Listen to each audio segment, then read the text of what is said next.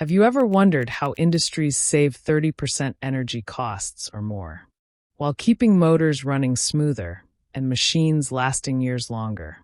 Do you know the secret behind it? It's called variable frequency drives, or VFDs. But here's the thing. Most people have no idea how the VFD actually works, and why they're better than other starters like Star Delta or Direct Online. In this video, I'll break down exactly how a VFD works, how it saves energy, and the most common reasons VFDs fail, plus how to troubleshoot and fix them with ease. I'll also show you how to wire and program a VFD, step by step. I'll even cover real-world fault examples, like overcurrent faults, ground faults, communication failures, and short circuits. Your VFD could fail, costing you up to $10,000. Don't let it happen. Just stick around, and I'll show you exactly how to avoid it. And don't forget to like and subscribe for more practical videos. Okay, before moving into the details, let's understand the basic working of a VFD. A variable frequency drive controls the speed of an electric motor by adjusting two key parameters, like frequency and voltage. To demonstrate this, I'll now adjust the VFD to different frequency set points step by step, so you can clearly see how the motor speed responds. I'm setting the frequency to 10 Hz. Watch closely. How slowly does the motor rotate at this level?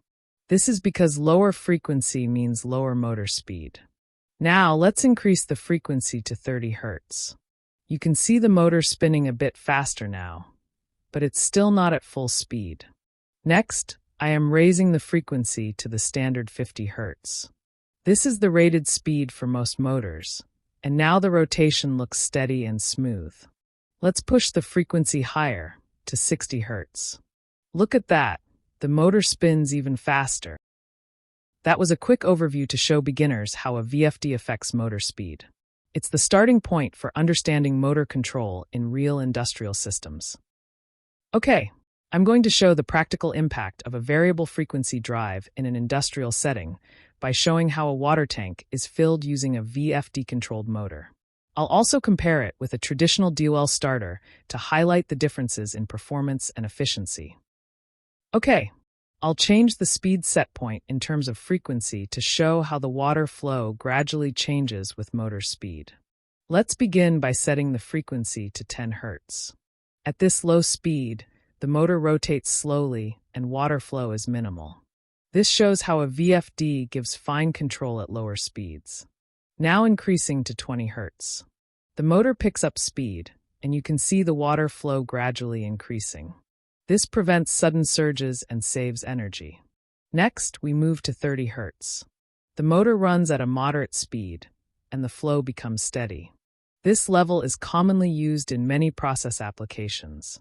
Now at 40 Hz. The motor is running fast, and the water flow is strong. You can clearly see how speed affects the output. Finally, we apply 50 Hz, the motor's rated full speed. The water flow reaches its maximum. This step-by-step increase shows how smoothly a VFD controls motor performance.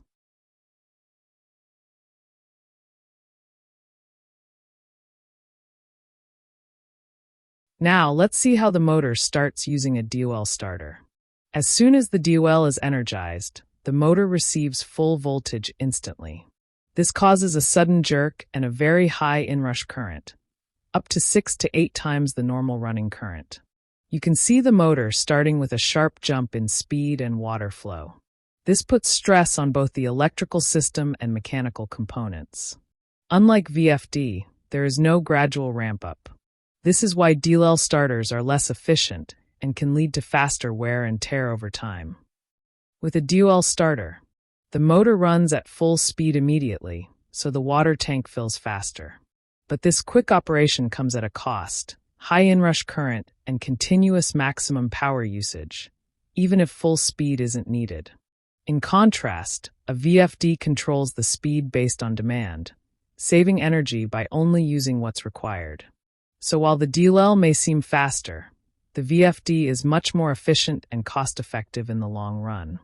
Now, It depends on you that, would you prefer to fill the tank faster at a higher energy cost? Or wait just a few more minutes and save electricity with higher efficiency? I believe you'll make the smarter choice. And that choice is the VFD. A variable frequency drive controls the speed of an electric motor in a smart and efficient way. It all begins by converting incoming three-phase AC power into DC, using a rectifier circuit. This DC power is then filtered and stored in large capacitors, forming what's called the DC bus. Next, the inverter section comes into action. It takes the DC voltage and converts it back into AC, but this time with adjustable frequency and voltage. To do this, the inverter uses PWM, or pulse width modulation, to rapidly switch power transistors on and off. This generates a simulated three-phase AC waveform to drive the motor. The control circuit manages this whole process. Before moving into the bridge rectifier explanation, let's quickly go through some essential safety guidelines. Before starting electrical job, always make sure the power supply is turned off before touching any electrical connections. Make sure there is LOTO, lockout, tag out, to ensure isolation. Use insulated tools and wear appropriate personal protective equipment, including safety gloves and goggles. Double-check all wiring to avoid short circuits and never bypass protective devices. Remember, even low voltages can be dangerous if handled carelessly. Turn your attention to accident prevention. Be aware, take care. Now, let's move on to understanding the bridge rectifier. Before we start learning about the three-phase bridge rectifier, let's first recall the basics with a single-phase bridge rectifier. In a single-phase rectifier, we use 4 diodes D1, D2, D3, and D4 arranged in a bridge configuration. These diodes work in pairs, allowing current to flow only in one direction through the load, regardless of the AC polarity. During the positive half cycle, 2 diodes conduct, sending current through the load. In the negative half cycle, the other 2 diodes take over, keeping the current direction the same. This simple principle of diode conduction forms the foundation for understanding the three-phase bridge rectifier, where the same concept is extended using 6 diodes for smoother DC output.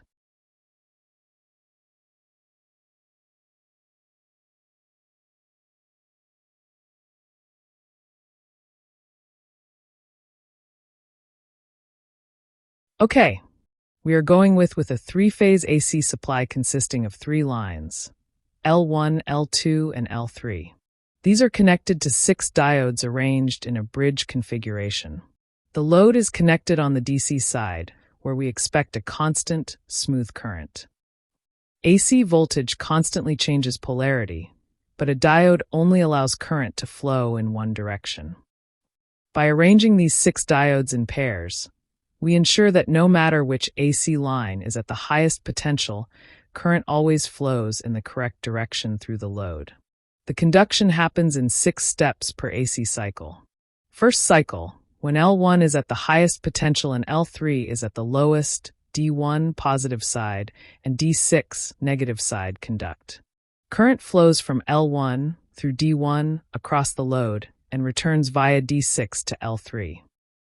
As the voltages shift, L2 becomes higher than the others, so D3 and D6 conduct, directing current from L2 through the load to L3. Next, L2 stays positive but L1 drops lower, so the conduction path switches to D3 and D2, with current flowing from L2 through the load to L1. As the waveform progresses, L3 rises to the highest potential while L1 is lowest, making D5 and D2 conduct. Current now goes from L3 to L1.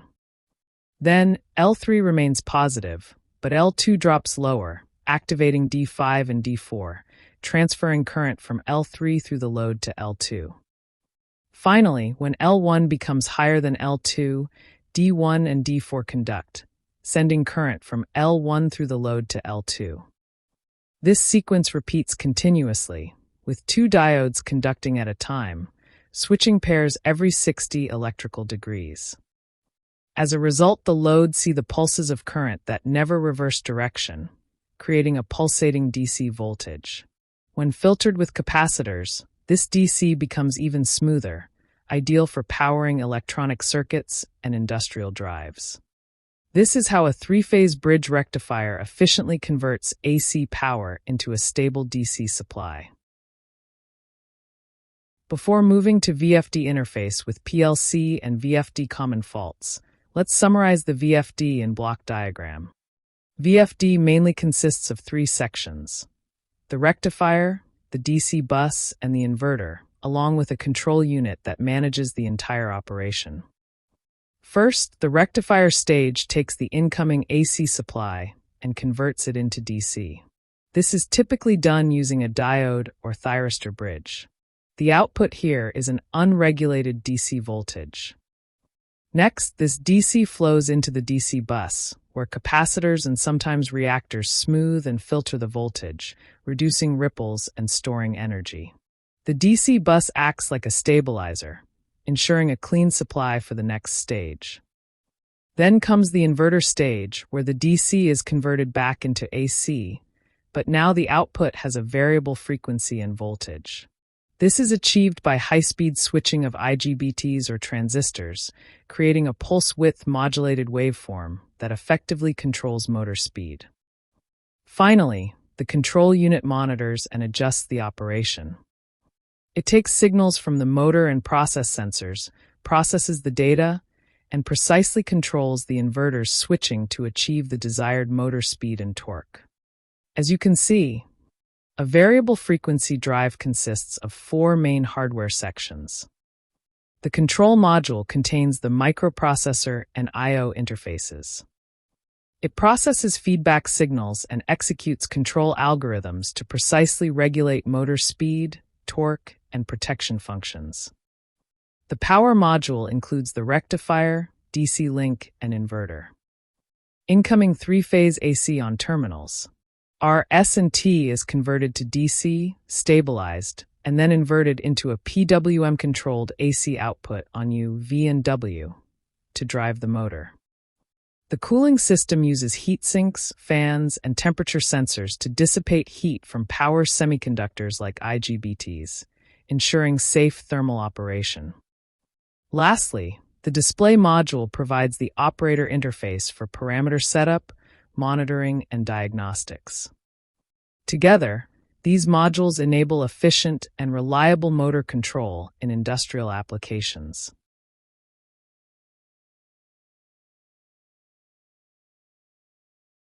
One important fact is that a variable frequency drive, VFD, saves energy by controlling the motor speed according to the actual process demand. In systems like pumps and fans, energy consumption is proportional to the speed of motor. Therefore, even a small reduction in speed leads to significant energy savings. In contrast, a direct online DOL starter always runs the motor at full speed, regardless of load, resulting in maximum power consumption and high starting currents. A VFD operates differently. It ramps the motor smoothly and runs it only as fast as needed to complete the job. Now let's compare two motors with pumps of the same rating, filling the same tank, one using a VFD and the other using a DOL starter. I am giving the start command to both motors. Let's see which one fills the tank faster and at a lower cost.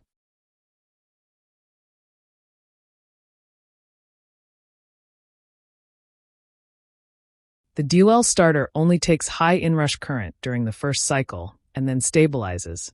It still operates the motor at full speed regardless of the actual demand. This means the motor continues to consume nearly the same amount of power, even when the process requires less. You can see that with DOL it took 30 seconds, only while the cost was high in terms of energy consumption. In contrast, a VFD not only eliminates the high starting current, but also adjusts the motor speed according to process needs.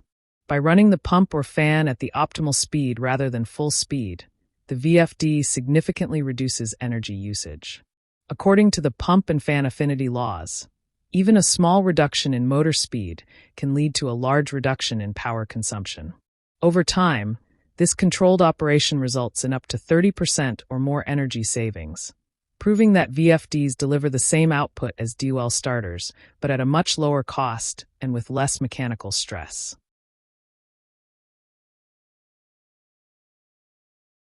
In industries, there is the margin in process that if tank is filling at 1 minute and 30 seconds, then it's acceptable as compared to 30 seconds with high electricity bill. That's why VFD are preferred in industry to save electricity bill. Alright, now I am going to show you something more interesting. How industries handle the control for VFD and D-well starters. You can see there is a PLC that controls the process through both the VFD and the D-well starter. To control the VFD using a PLC, you can use two methods. Number one, you can interface it with hard wiring using 4 to 20 milliamps or 0 to 10 volts for command and feedback, as you can see here. Secondly, you can communicate with the VFD through serial communication or Modbus RS-232 or RS-485. Using Modbus, you don't need any extra wiring. The only requirement is an Ethernet cable to connect the PLC end and the VFD end. You can comment if you need PLC programming. For VFD and D-well starter, I can help you out. With Modbus, you can read all the parameters like voltage, current, command, and feedback. Similarly, you can send all the commands using Modbus to operate the VFD and monitor it directly on the HMI. I'm going to show you something practical. How industries control VFDs directly from an HMI. On this single HMI page, you can see multiple pumps, and each motor is controlled by its own VFD. Watch closely. When the operator enters a set point, the VFD determines how much time it needs to reach that value while optimizing energy usage. For this demonstration, I'll control this pump using the VFD by giving it a start command at 55% speed. See how the motor smoothly accelerates to reach the set point? Notice how the current also rises gradually. This is how a VFD efficiently maintains process variables like level, pressure, and flow while saving energy.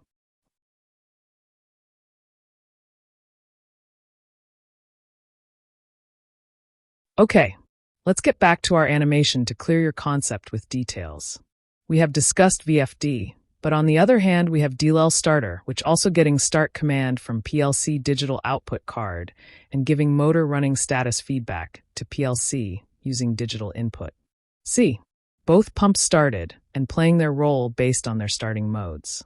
One pump filling the tank at lost cost in terms of energy consumption, and one pump filling the tank at high cost with high energy consumption.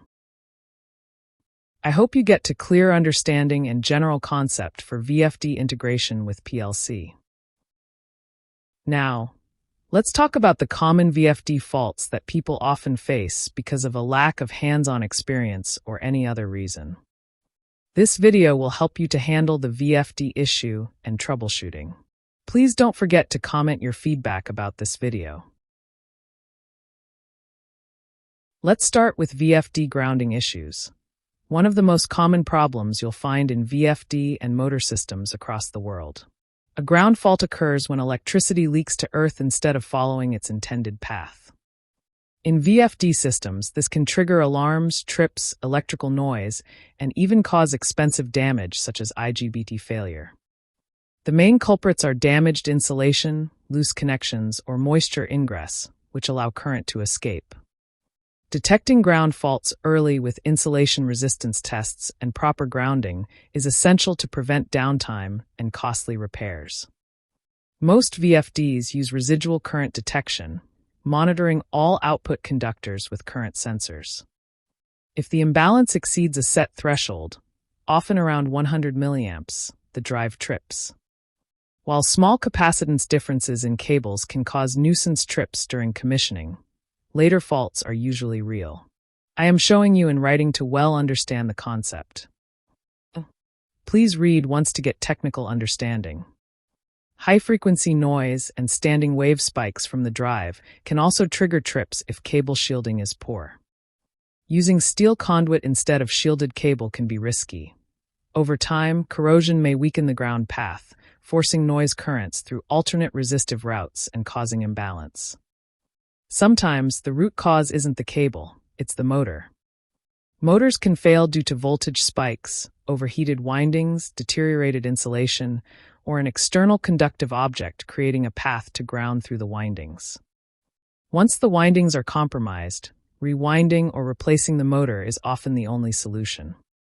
To confirm the source, power off the system and disconnect the drive's output leads. Then, power the drive back on and issue a run command.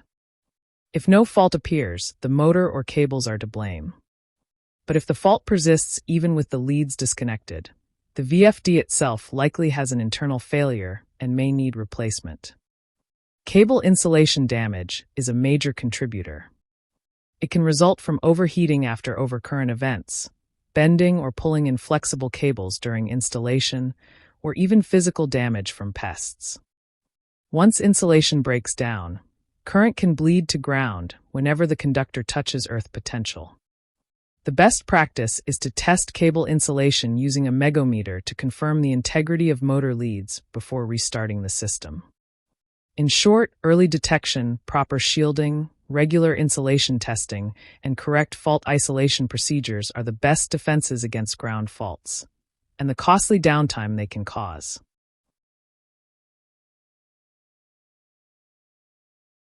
Okay, the most important problem is bearing failures in VFD-driven motors. And what you need to know. One of the fastest-growing causes of electric motor failure today is bearing damage linked directly to VFD operation. The culprit is fast-rising voltage pulses and high switching frequencies. These pulses always search for the path of least resistance to ground. And unfortunately, that path often runs right through your motor bearings. Over time, the repeated discharge of these currents scars the bearing races, leading to costly and unexpected breakdowns. Most importantly, why it happens. High-frequency pulses from PWM switching in the VFD generate parasitic currents inside the motor. This leads to EDM, or electrical discharge machining, where microscopic arcs pit and flute the bearing surfaces. The more it happens, the faster the damage escalates, eventually leading to complete bearing failure. And the main sources of bearing currents are: circulating currents are created by shaft-end voltage from unbalanced stator magnetic flux. Shaft grounding currents flow through the bearings to ground via the driven load. Capacitive discharge currents are triggered by stray capacitances between the rotor, frame, and windings. Common mode voltage loops are generated by high-frequency PWM ground loop currents. Stray capacitances are enhanced by insulation imperfections, rotor-to-frame coupling, or the breakdown of the lubricant film. The damage path are: shaft voltage builds up, current discharges through the bearings, microscopic metal particles transfer, lubricant becomes contaminated, bearing surfaces deform, and each new pulse accelerates the damage, until failure is inevitable. How you can prevent it is: the best defense is to stop these currents before they pass through the bearings. Use shaft grounding brushes or rings to safely divert current. Install insulated bearings with grounding straps. Always use symmetrical, shielded motor cables. Keep cable runs short and ensure low impedance bonding. Add output filters such as sine filters or chokes to smooth voltage pulses. Finally, choose inverter-duty motors and follow best installation practices to minimize the risk. This is the way you can save the motor bearings. Okay. Now, one of the most common problems you'll see with variable frequency drives is the DC bus overvoltage fault. This fault occurs when the voltage in the DC link, the part of the drive that supplies power to the inverter, reach above the maximum safe limit. When that happens, the drive doesn't wait. It shuts down instantly to protect critical components like capacitors, IGBTs, and other sensitive electronics. So why does this happen? In most cases, it's caused by too much regenerative energy coming back from the motor. that can happen when you rapidly decelerate, when the load overhauls the motor, or when a braking resistor isn't working as it should. Power surges on the input supply can also trigger it. Every drive has a set trip point, about 410 volts for a 230-volt drive, and roughly 820 volts for a 460-volt drive. Go beyond that, and the fault is immediate. Fixing it starts with finding the root cause.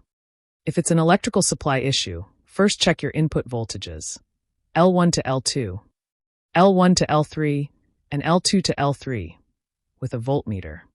Make sure they're balanced and within the manufacturer's recommended range.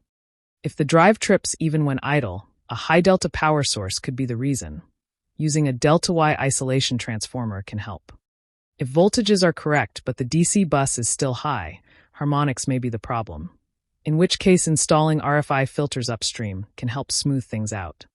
For situations where line voltage is simply too high, a buck-boost transformer in buck mode can bring it back down. Now, if the overvoltage fault only happens when you slow the motor down, that's a clear sign of mechanical inertia causing regeneration. In simple terms, the load is driving the motor like a generator, pushing energy back into the drive. To deal with that, you can increase the deceleration time in the VFD so the motor slows down more gradually, giving the system time to safely dissipate energy. If you can't afford a slow stop, add a dynamic braking resistor or brake chopper to absorb the excess energy. For very high inertia loads, you might even need a mechanical brake, like a friction brake, for extra stopping power. By systematically checking the power supply, harmonics, braking systems, and deceleration settings, you can not only eliminate DC bus overvoltage faults, but also extend the life of your VFD and keep your equipment running reliably. Okay, moving next to the most common reason for motor overheating. I am just summarizing this before moving into VFD parameterization. Once, a perfectly good motor burned out. In most cases, it's just because the ventilation path was blocked, which led to heat built up, and as a consequence, the motor burnt. I also observed the ambient temperature crossed 40 degrees, but no one added extra cooling like cooling fan. The insulation didn't stand longer then. Moreover, I've also observed the motors overheat simply because the duty cycle didn't match the load. Another factor is the overcurrent. That's the silent killer, caused by overload, imbalance, or wrong VFD settings. And in high-altitude sites, thin air robbed motors of cooling power. Worst of all is an undersized motor, running at full load every day. If you are interested in more VFD and motor faults and issue, drop the text and comment. I'll make a bonus video for you. What I explained here is real practical experience, that you get benefit of it. Your support on this video will be a token of appreciation for me.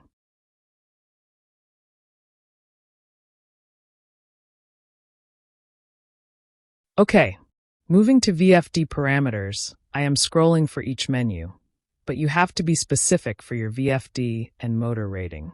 It could vary motor to motor and VFD to VFD. Before you change anything on a Danfoss VFD, take a moment to slow down and go through each parameter in detail. The keypad makes it easy to scroll and adjust values, but that also means mistakes can happen just as easily. Always start by reviewing the parameter list. Understand what each setting controls, from motor data and ramp times to limits, control modes, and safety features. Don't rely on memory alone. Verify values against the datasheet, motor nameplate, and application requirements. Pay special attention to parameters that impact protection, such as current limits and fault handling. Even a small change in acceleration time, frequency limit, or control mode can affect motor performance and system stability. So double-check before you press enter. One wrong setting could cause overheating, nuisance trips, or even equipment damage. Remember, careful parameter review isn't wasted time. It's the best insurance for a reliable, safe, and efficient VFD operation. I believe you've watched this video till the end, and I hope it will make a real difference in how you handle VFD-related issues. Thank you for watching my video. Don't forget to like, subscribe, and sharing this technical video.